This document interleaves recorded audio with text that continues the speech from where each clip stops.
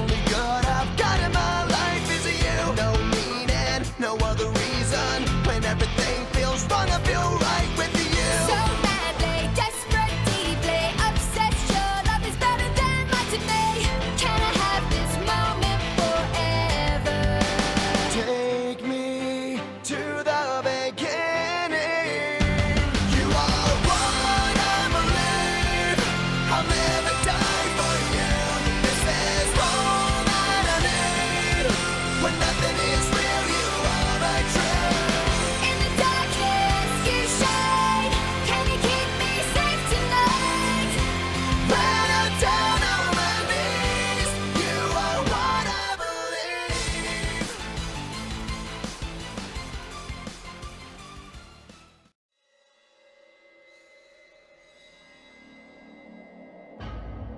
It's probably the toughest area to research that I'm aware of.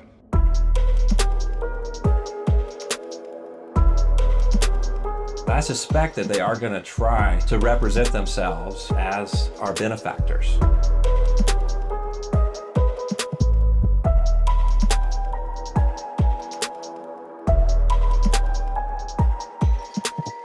They're still masquerading as the saviors of humanity here from some other star system. It's a lie. When looking at the UFO phenomenon, we have to remember the skeptics have to be right every time, but the believers only need to be right once.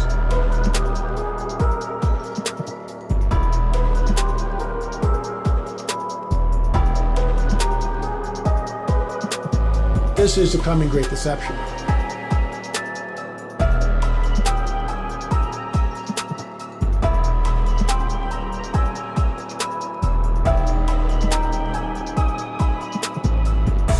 This is ultra-dimensional, extra-dimensional, and quite possibly what the Bible describes as angels and demons.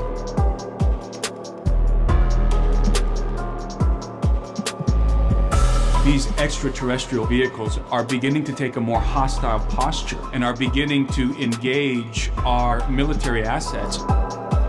We're going to have official disclosure of the UFO alien presence.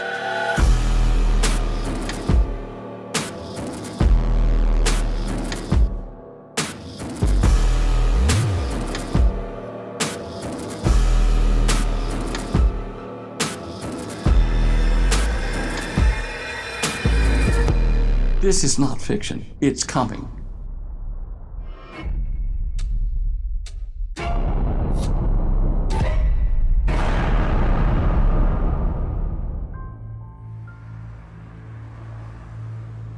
Back in 2013, my brother-in-law Tony and I decided to drive from Cleveland, Ohio, where we were, to the suburb of Brook Park, which was about a 15-minute drive, to go to a GNC store and buy some supplements for weight training. It was about 7 o'clock at night, and it was a very cold, very windy night.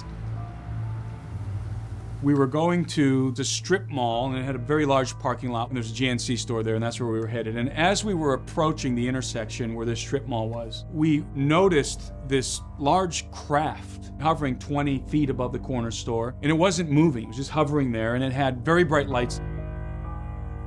The first thing we did was we rolled our windows down, because we thought we were going to hear the telltale sound of blades whipping through the air that you would hear if you're in close proximity to a helicopter. But when we rolled the windows down, we didn't hear anything. Silence. I entered the parking lot and immediately threw the car into park and cut the engine. It glided and positioned itself above and in front of my car so as to be completely visible through the windshield. It didn't have any propellers, it didn't have any exhausts or jets, it didn't have any kind of propulsion system to speak of. It had grayish-green angular body armor, typical of the F-117 Nighthawk, but it wasn't a stealth fighter.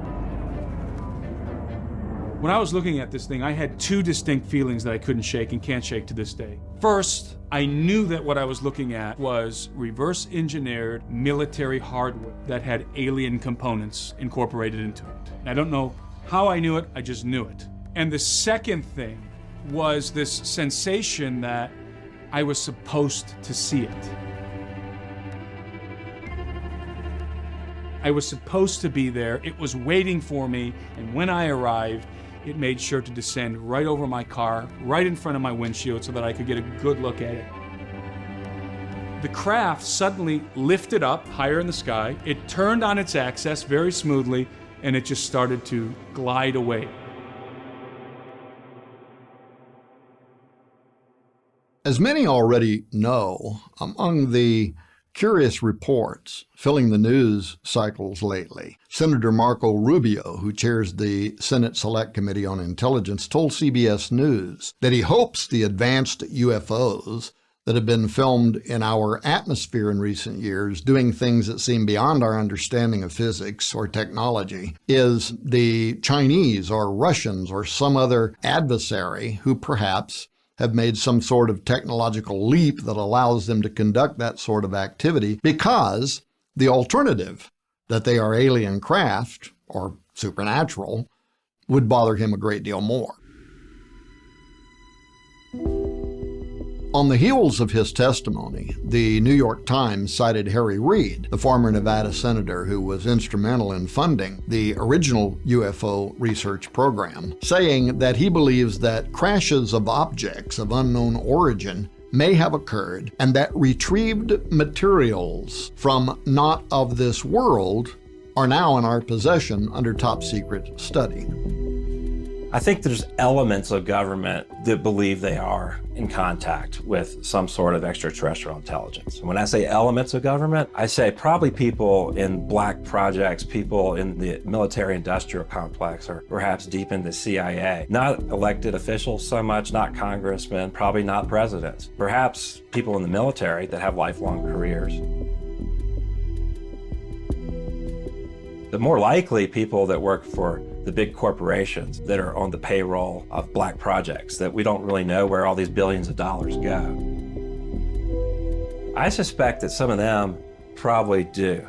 There's been a few cases reported. Really, the original guy that I heard that story from was a Lutheran pastor, Ray Boucher, and I've been in contact with him. And he was contacted by these guys claiming to be the Collins elite. And when they contacted him, they really wanted expert advice on demonology. They were afraid that they let the genie out of the bottle, and they were really seeking advice on how to put it back. They tended to think that what they thought were extraterrestrials were demons. These were military guys. I think that some of them may believe they're extraterrestrials, some of them might believe that they're demons. I don't know, but the evidence is there that there's an element that's in contact with non-human entities. Some may already know about the astonishing interview with Luis Elizondo, the former U.S. Army counterintelligence special agent and former employee of the Office of the Undersecretary of Defense for Intelligence, who headed up the government's investigation into UAPs or UFOs, who stated in a recent interview that people can watch on YouTube that the government's higher-ups believe UFOs are connected to biblical demons. He actually said that, which I confirmed, by the way, after contacting senior Pentagon analyst Lieutenant Colonel Robert McGinnis for a comment, and he sent me a related excerpt from his new book, Give Me Liberty, Not Marxism, that confirmed Elizondo's commentary. As a Christian, I would want to know whatever threat is out there, as much as we can know about it. So it's strange to hear about these groups claiming some kind of Christianity, saying that, well, let's just ignore it. There's rumors of a group here in the U.S. called the Collins Elite. They're a secret group in the U.S. government, from what stories are told about them, that are convinced these alien visitors are demons that are talked about in the Bible. Have you heard of specifically the Collins Elite? If so, do you have any knowledge as to what level of influence they may have over the general public relating to UFO disclosure? The government is doing what it's always done when it comes to the UFO, UAP phenomenon, which is shape the narrative. It's very interesting to me that 2 weeks after our book, The Day the Earth Stands Still, was published in 2017, the New York Times ran a piece authored by Leslie Kean, who was a long-time true believer in the UFO phenomenon, about the Tic Tac UFO spotted by Lieutenant Commander David Fravor and other F-18 pilots from the USS Nimitz back in 2004. It was also spotted by radar operators on the USS Princeton, other naval craft that were taking part in the exercise that day. The USS Nimitz incident is well documented. Commander Fravor and his colleagues saw something It's just we don't know what it is. They didn't know what it is either, but the way the narrative has been spun to us now, it's not of this earth. Okay, well, yeah, maybe. It is significant that the group that took the lead in bringing this information before the public was To the Stars Academy of Arts and Sciences, a group headed up by Tom DeLonge, former guitarist, lead vocalist for the band Blink-182. He put together a team as part of this group, To the Stars Academy, that wanted to make cutting-edge technology available to the public, but also develop entertainment programs, encouraging people to think more about what might lie beyond. When you looked at the board of directors of the To the Stars Academy, every single one of them, except for Mr. DeLonge, came right out of either the intelligence community or the military. They were connected somehow to the CIA, the DIA, the NSA, or some other three-letter agency, or right out of the Pentagon.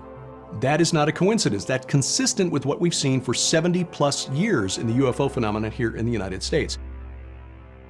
What's really curious is that the video that made such a splash in December of 2017 has been seen by practically everyone since then, had been available on YouTube since at least 2007. So for 10 years, that video was out there in the public domain, and yet it was no big deal until suddenly the New York Times kind of broke the wall of silence. And now, suddenly, over the last 4 or 5 years, it has become okay for the mainstream media to discuss this. We see this regularly as a topic on Fox News, especially MSNBC, CNN, Washington Post, New York Times, USA Today. Mainstream news outlets are taking this seriously suddenly.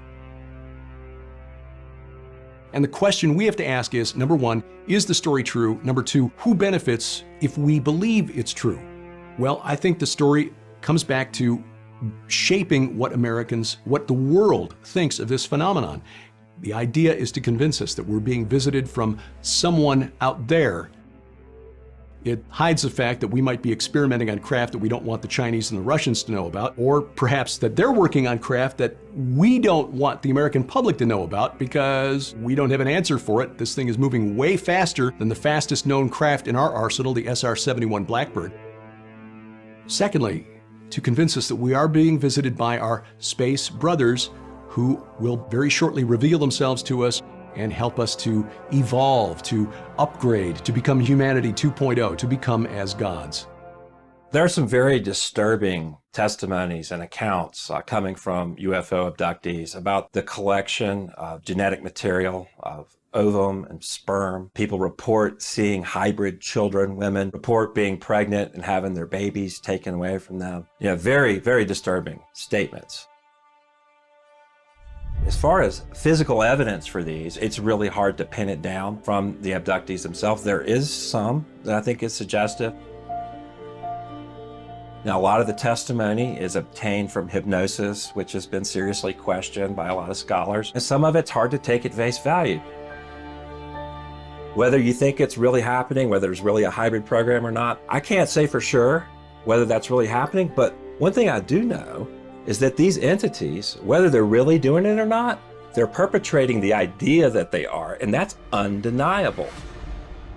In my opinion, I have no problem with the fact that dark entities, immense in their abilities, have tried to take human substance, and the whole issue is to integrate themselves into humanity, making themselves acceptable as part of their agenda. The offspring, the hybrids, the Nephilim of the past were giants. Apparently, what they're getting today, if that's what they're trying to do, are these 3-foot-high diminutive ones. So one of the conjectures by observers is that it would appear that they're trying to figure out why they're not getting what they used to get. If that's the case, one conjectures that the human genome may have degenerated. There used to be 1,000-year lifetimes back then. Today it's nominally 70, give or take, right? And so that may be somehow involved in this. The Bible doesn't say in the last days there will be aliens that will be breeding with humans. But here's what Jesus said about the last days. It will be just like the days of Noah. We start with that scary little verse in Genesis 6 that said, and in those days, what days? The days of Noah. The sons of God came unto the daughters of men. That term comes from the Hebrew phrase, B'nai Elohim, the sons of God. Now it involves potential sexual involvement, and there would go to the breeding thing. At the very least, I think it means that there was something technological going on.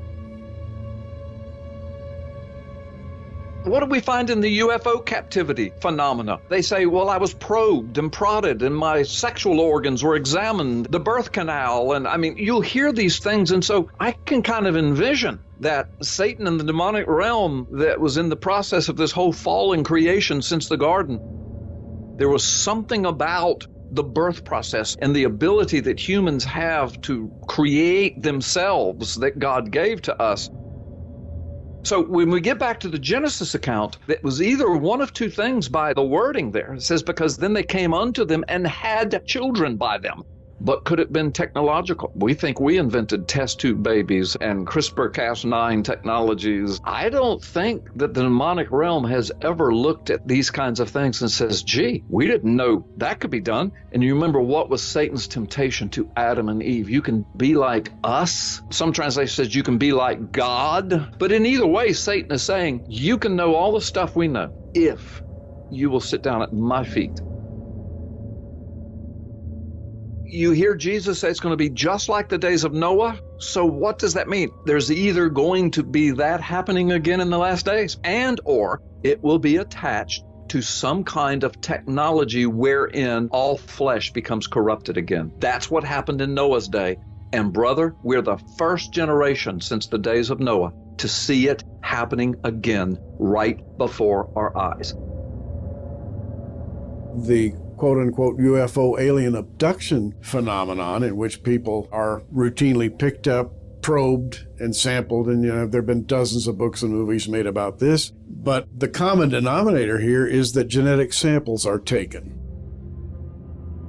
And many researchers have concluded, after much, much study, that these alien beings, in traveling in their alien machines, have the ability to capture and duplicate the human genome, and that they are very much in the business of creating a synthesized human being that can interact or intermesh with a normal human being. And why would they want to do this? Because they would want to insinuate themselves into our civilization, so that they can regulate it for their own purposes. This happened once before the flood, when the sons of God, that is fallen angels, came down to the daughters of men, and basically they created a hybridized false race for the purpose of controlling the race and controlling the planet. I believe they're doing exactly the same thing again, only this time they're not fallen angels, they are euphonauts. They're just coming in a different guise.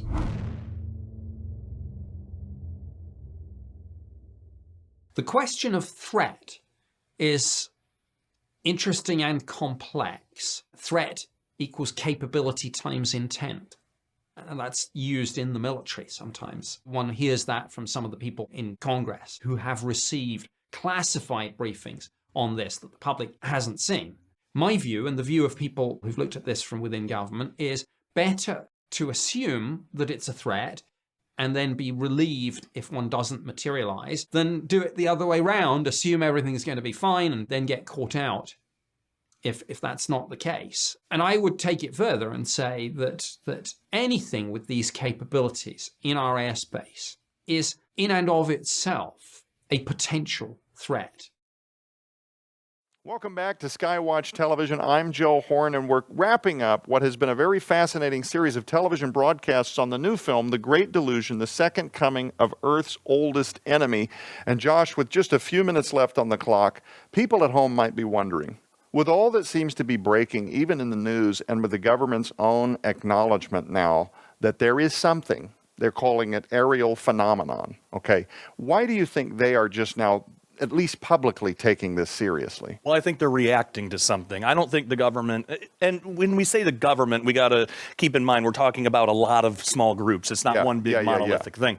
But what we have to understand is they're reacting to something that they don't really understand. You know, they're human beings just like we are. I don't understand it. They might have a little more information, but if this is truly the work of the enemy, a spiritual enemy, they have no idea what they're dealing with, and they're reacting to it. Something is going on where these crafts are actually being more hostile towards our Navy, and not even just here in America, but all over the world. So something is going on, and I think that the government's realizing they can't really keep this under wraps anymore, especially with other countries that are releasing their footage. Mexico has been releasing stuff since early 2000s. Right. So I think I think the American government is realizing we can't really keep this under wraps, and if we don't get ahead of this, we're going to be overpassed by some of these other countries. So I think that's what's going on. Like they don't have the control that we've always thought maybe they do about disclosure. Like it's just going to happen organically, and they're going to have to respond to it. Now, on a deeper level, though, if these things are demonic, if these crafts are demonic and it's not China or Russia, then the government is reacting to provocation from the enemy. So the real question is, why is the enemy doing this now?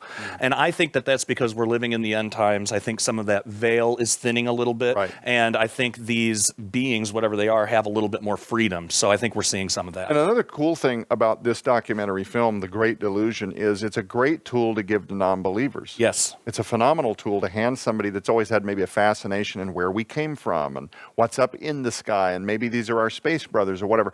This thing is loaded with an explanation from a biblical worldview as well as a secularist worldview, and what those like Nick Pope have disclosed on camera for our audience for the very first time in terms of what they know, through British intelligence and things like that. But Tom, I want to remind the viewers at home also, this film goes back, some of the footage, you and I, 10 years ago on the road, you and I in a car, we're traveling to Koinonia House to sit down with Chuck Missler, Chris Putnam, both deceased. This was some of the last work that they ever did regarding their research into, what's up there and how it applies to Christianity, and trying to come up with a spiritual scope by which all of the rules and stuff apply to this and what Christians should take away. But I also want to let the viewers know there's footage in this they've never seen before. We've not used it in trailers. We've not used it to tease anything. It's just been sitting in a vault. And literally, it was a backup drive I called The Vault, right? You and I went to Mount Graham in 2012 with Chris Putnam, all the way to the top of that mountain. We got to stand, 20 feet away from what is called the Lucifer device. They're looking up into space there. Why do you think the Vatican has so much interest in what extraterrestrials are, what these spacecrafts are? Why are they watching this so closely? Yeah, it's interesting because that's the same question that Art Bell many years ago asked Father Malachi Martin on Coast to Coast AM. He said, Father, why has the Vatican invested so heavily in the building of this large binocular telescope, the Vatican Advanced Technology Telescope, up on the top of a mountain in southeastern Arizona? And Malachi Martin's answer actually ignited a firestorm, and he said it's because at the highest level of governance at the Vatican in Rome, they know what is approaching us and that it is going to be of the utmost importance in coming years. Well, that just ignited a firestorm. What is he talking about? And he was uniquely positioned. He was a polyglot. He could speak, I think, over a dozen languages. He worked on the Dead Sea Scrolls for the Vatican. I mean, he was a highly placed guy, friend of several popes. So he's in a place to know. What in the world is he referring to?